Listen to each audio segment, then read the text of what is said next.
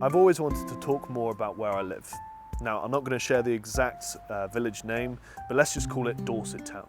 Dorset, if you don't know, is a county in the south of England, which is known for farms and Bournemouth. That's it, literally it.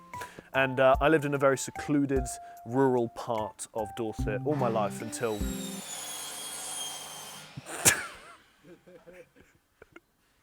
Going?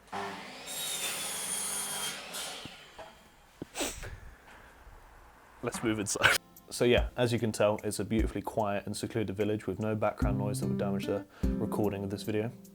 But no, for the most part, it genuinely is, and it's beautiful. But there are some great things and some not so great things about growing up and living here. And I just wanted to share my experience with you guys here today. So here we go. This is what it's like living in Dorset Town, where 1 minute walk one way would be one of the... Come on down to beautiful Dorset Town. We have 3 post boxes on a main road. Beautiful roads and beautiful houses that just stop.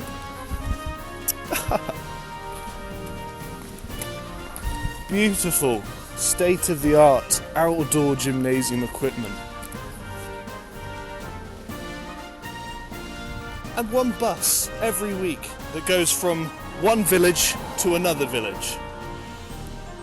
Discover the hidden architecture buried within the woods created by the youth of this village.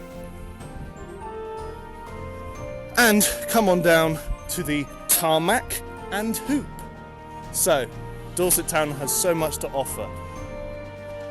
Dorset Town has something to... Dorset Town is on offer. No, in all honesty, it is fantastic. The biking trails, the gravel tracks, the forests, the kind of freedom to roam in most places is just breathtaking. And the views at some of those high points are amazing. Now, for every plus, there is a negative, and that comes in the distance. Now, of course, with the nature of a rural village, you are a bit secluded and a bit further away from more urban environments.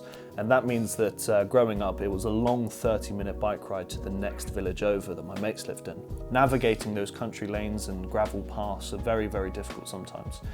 Those 30 minutes turned into an hour with a build-up in mud, the high hedgerows that meant it was difficult to see oncoming traffic. Sometimes there was even horses that just paraded around, and donkeys and such like. But there is a certain charm to the small cottages and farms you pass on your travels, which are all very quaint and very pretty, and some of the architecture is fantastic. Let alone the beautiful architecture that those utes are building up in the woods. God. But I only started appreciating this as I grew into adulthood. And as I come back home for holidays at university now, from a much bigger town into a much, much smaller village, it's very funny the differences and how much I didn't appreciate about populations or whatever before.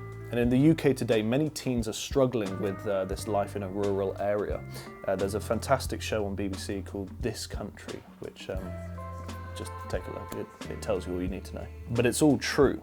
Teens are turning to some not so healthy habits as a result of boredom.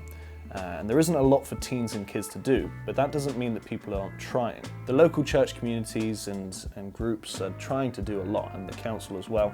And I think there was even this scheme set up a while ago to create a bus which was full of video games that would park outside the stables, the local recreation grounds, where dutty youths could come and enjoy snacks and whatever, and it was a great effort, but I think over the years that started to dwindle due to budget issue, and because of that a lot of teens are bored and turn to a bit more of a dangerous coping habit. And as a result of that, there's a growing divide between the older community in the village and the younger. And this is most exemplified through the Facebook page, which is just a breeding ground for hatred and for discussions and debates about how bad the youth of today are. There is some glimmer of hope every now and again, but it seems to me that it's mostly shrouded in this kind of resentment. But in all honesty, it's always kind of been this way. People are kind of used to it. And I think with the advent of Facebook becoming more popular and rural communities having access to it, I think it just kind of makes the problem seem bigger than it is. It's always funny coming back to a village which I grew up in, having been away for a year or so. where a McDonald's was only about 5 minutes away instead of 35 minutes. And as a person that's growing up, growing older, it's very, very nice coming back to a village like this. So if you're looking for a holiday post-COVID, definitely come down to Dorset. There is some beautiful camping spots, some brilliant connections to the New Forest very nearby, and it's definitely worth exploring the forests and fields and public paths and all of this. Definitely give a chance to Dorset. So thank you very much for watching. That was just my take on growing up and life in a rural English village. If you have your own opinions or you have your own experience that you want to share, leave a comment below, like the video and subscribe, because 98.5% of you aren't subscribed. 98.5, that's ridiculous. It's free, you can choose not to, but it would really help out the channel and would make me very happy. It would make me smile, okay? But yeah, that's it. Thank you very much for watching. I should do like a signature sign-off thing, shouldn't I? Bye.